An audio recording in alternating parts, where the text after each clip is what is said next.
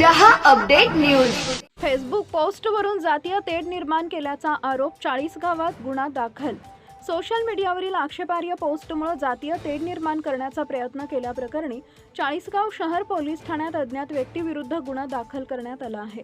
याबाबत नगरसेवक रामचंद्र यशवंत जाधव वय वर्ष 53 राहणार नवागाव 40गाव यांनी फिर्याद दिली आहे। फिर्यादीत नमूद केल्याप्रमाणे 14 मार्च रोजी रात्री सुमारे 8 वाजण्याच्या सुमारास हक्क मागतोय 40गाव या फेसबुक पेजवर जाधव व आमदार मंगेश चव्हाण यांचा एकत्र जेवण करतानाचा फोटो व्हायरल करण्यात आला।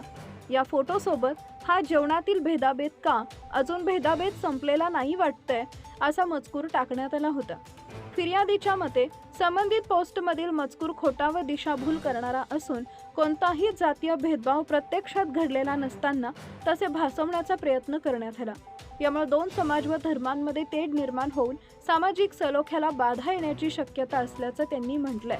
तसेच या प्रकारामुळे स्वतःला व कुटुंबियांना मानसिक त्रास सहन करावा लागत असल्याचंही फिर्यादीत नमूद करण्यात आलंय।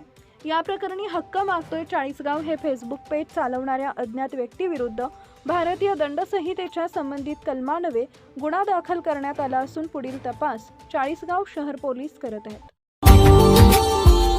Subscribe now and press the bell icon. Never miss an update.